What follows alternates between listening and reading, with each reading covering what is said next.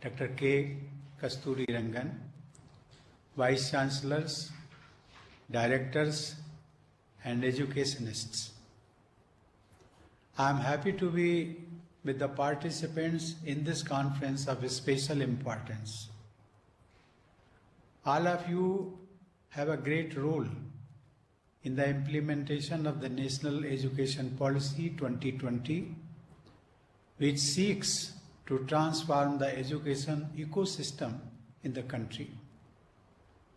This policy has been prepared after extensive participation involving 2.5 lakh Gram Panchayats, more than 12,500 local bodies, and about 675 districts.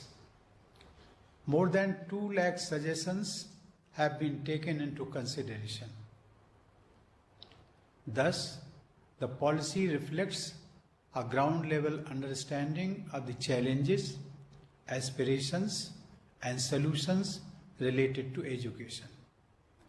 I appreciate the efforts of the Union Education Minister, Minister of State for Education, and concerned officials at the Ministry and other institutions for completing the process of policy making.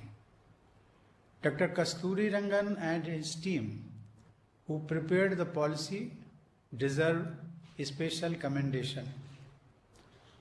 The National Education Policy aims to reorient our education system towards meeting the needs of the 21st century.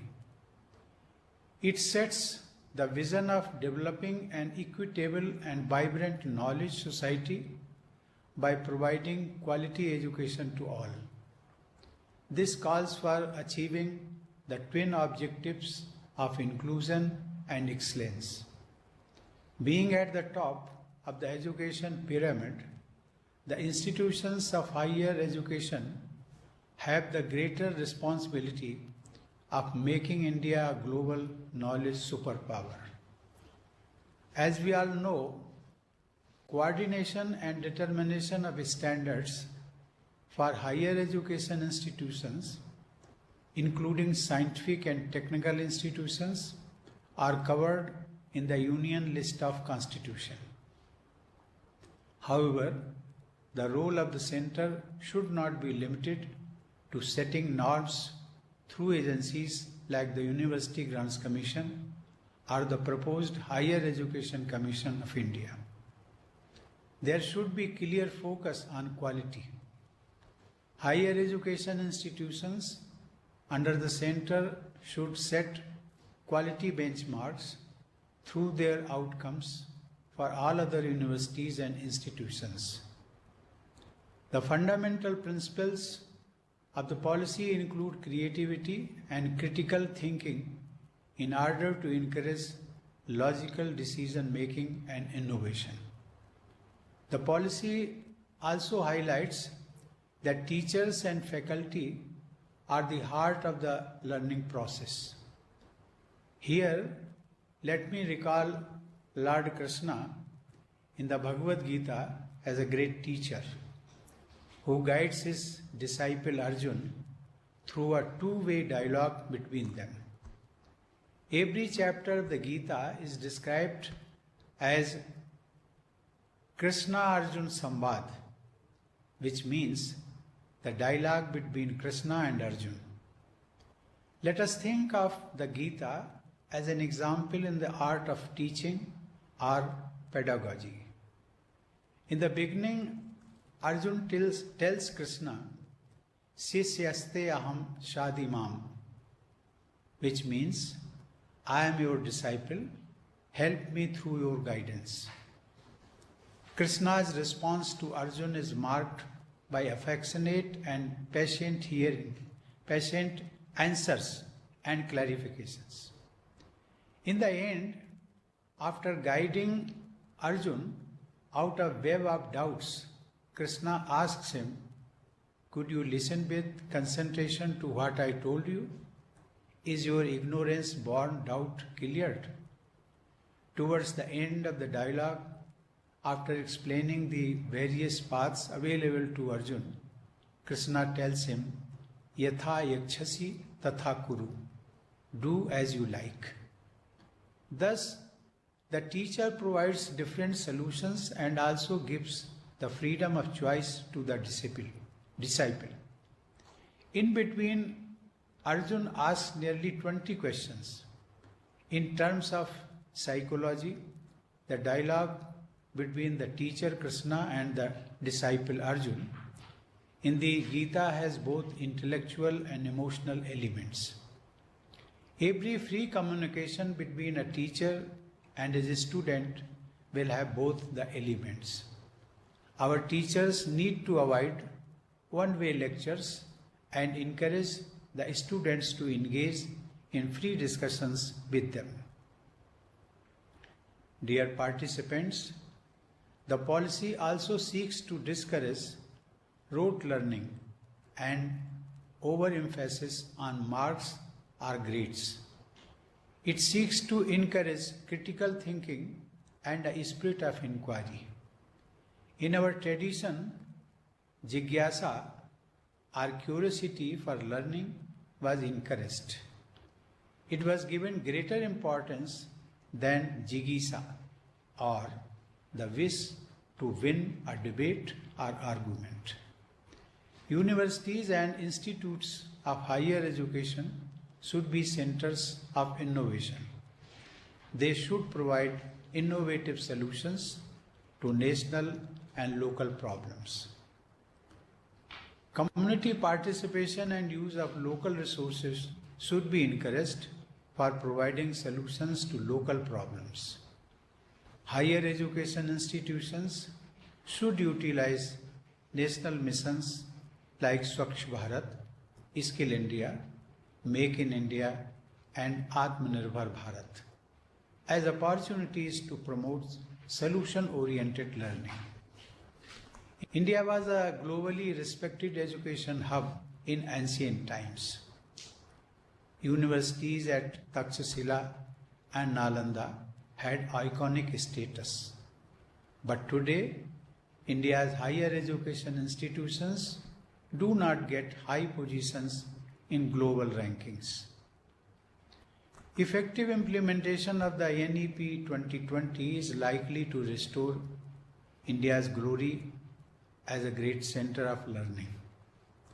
For promoting holistic and multidisciplinary education, flexible and innovative courses need to be developed. Besides imparting knowledge and hard skills, a truly holistic approach also inculcates among students values and soft skills. The policy recommends inclusion of courses and projects covering universal values of Satya, Dharma, Shanti, Prem, Ahimsa, Seva, scientific temper, and life skills. Dear participants, on the theme of values, let me mention a case study developed by the Harvard Business School, which highlights the strength of the Indian ethos.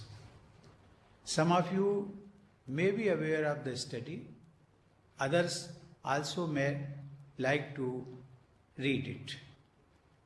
During the terror attack on Mumbai in 2008, known as 26/11, an extraordinary fact was observed at the Taj Hotel, Mumbai. According to psychologists, in the time of a terror attack, the normal response of likely victims is to run away. At the time of the attack at the hotel, about 1,100 guests and 600 employees were present. The hotel staff knew all possible exit routes, yet not a single member of the staff left the hotel. As many as 11 employees laid down their lives while saving the guests. This was 1/3 of the total casualties in the hotel. The faculty which studied the incident discussed a number of possible reasons behind this extraordinary response by the hotel staff. Among other things, they found that the Taj Group prefers to recruit employees from the smaller towns of India because that is where traditional Indians' values are still strong. I do not intend to say that people in larger cities lack Indian values. What is important is that such examples of courage, sacrifice, alertness, and high ethics are to be found in many parts of India. Educational institutions should study such examples with multidisciplinary approach. Such objective studies will add to the existing body of knowledge about India. They will also enhance pride in our shared values and culture. This will help us realize the vision of the policy to instill among the learners a deep-rooted pride in being Indian. I am glad to know about the new ABC of higher education, which stands for Academic Bank of Credits. This is a major shift in policy which will be of great help to the students. The ABC will digitally store the academic credits earned from various higher education institutions so that degrees can be awarded, taking into account the credits earned by students. It will allow students to take courses as per their vocational, professional, or intellectual requirements. It will also allow them suitable exit and re-entry points. This flexibility will be very useful for the students. One of the earliest examples of multidisciplinary approach highlighted by the National Education Policy can be found in the work of Acharya Pingal. Much before the Common Era, Acharya Pingal used the word Shunya to refer to zero. He is also said to have used the concept of binaries, which is at the root of computer science. He contributed in the areas of mathematics, grammar, and prosody or Chandasastra. His work is an example of the natural closeness between mathematics and music. The NEP 2020 document mentions nearly 20 great scientists, saint scholars, and thinkers from ancient India. I request you all to develop study material on them and other such great ancient scholars. Their work should be rewritten in modern terminology. Verifiable and relevant learning from our rich past should be put to new applications by our education system. One of the targets of the NEP 2020 is to increase the gross enrollment ratio or GER in higher education to 50% by 2035. Technology can help in achieving this target. In fact, the online system of education can also be utilized to reach out to international students. Technology will be particularly helpful for female students and other students from the weaker sections who find it difficult to physically access education facilities. Dear participants, greater use of online facilities will also help overcome problems of shortage of faculty and other resources. Educational institutions should develop very good portals and apps to provide e-learning, e-library, and other digital facilities. Education facilities based on information and communication technology are to be expanded to meet the challenges in providing quality education for all.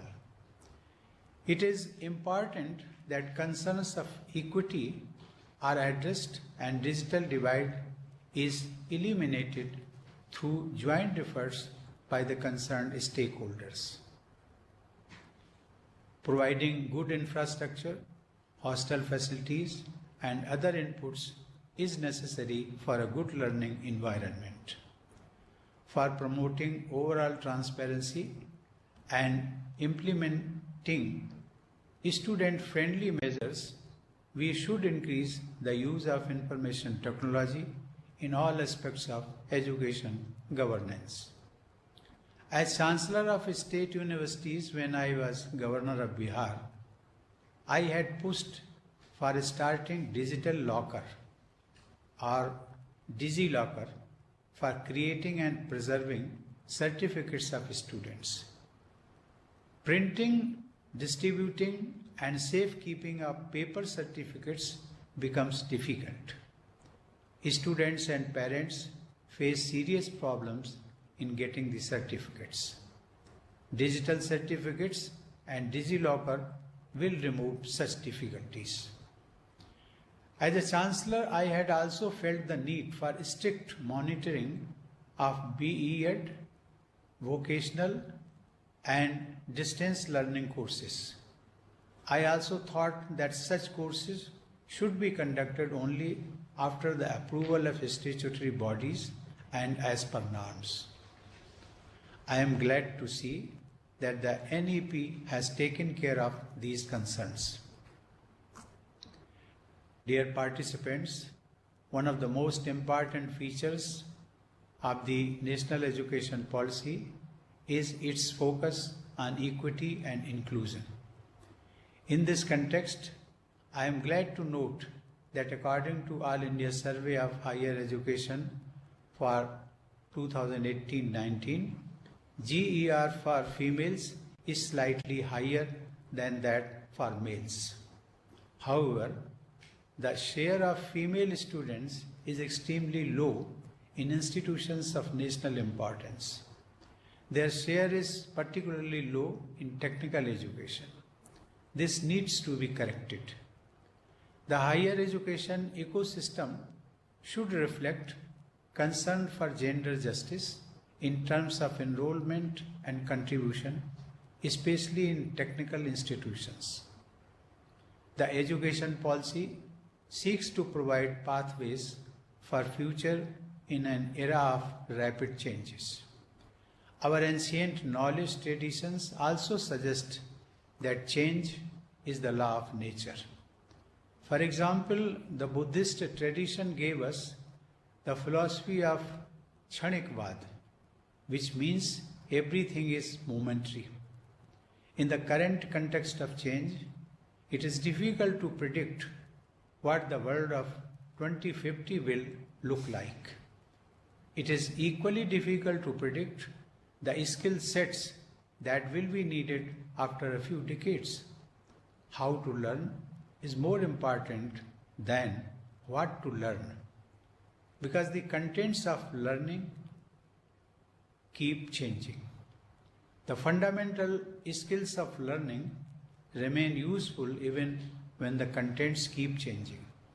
In other words, the new generations need to learn the art of learning and relearning. They will have to keep reinventing themselves.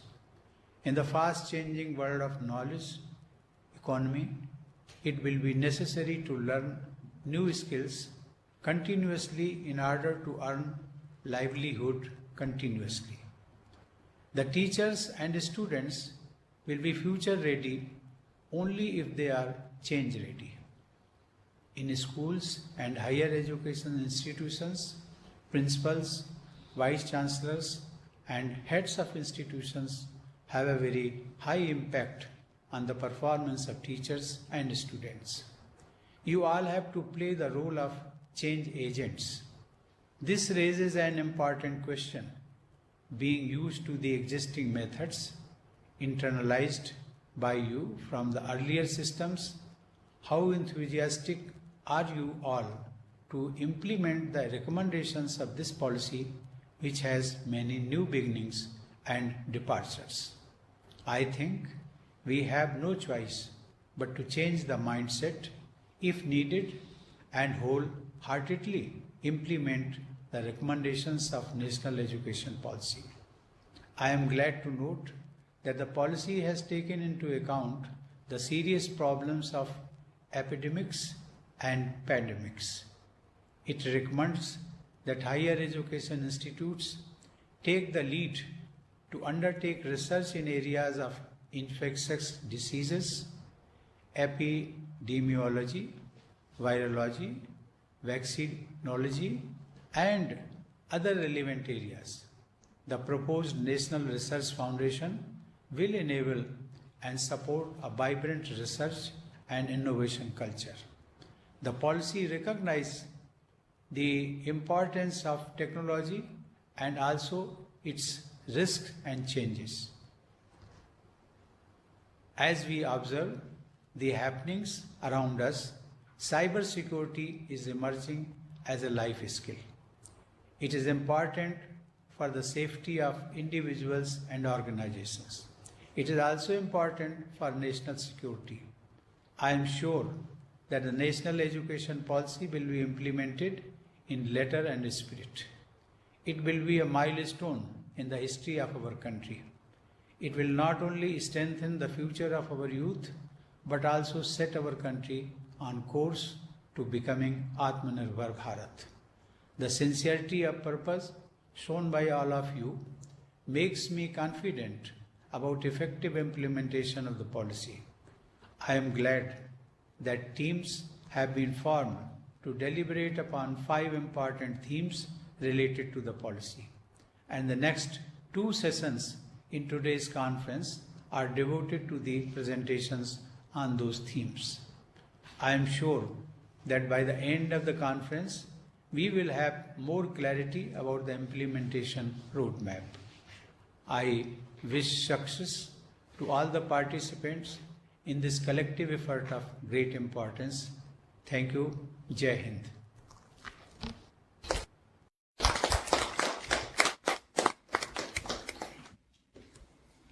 माननीय राष्ट्रपति जी, हम सभी आपके प्रेरणाप्रद उत्साहवर्धक मार्गदर्शन के लिए हृदय की गहराइयों से आपका अभिनंदन कर रहे हैं, आपका आभार प्रकट कर रहे हैं। अब ये सत्र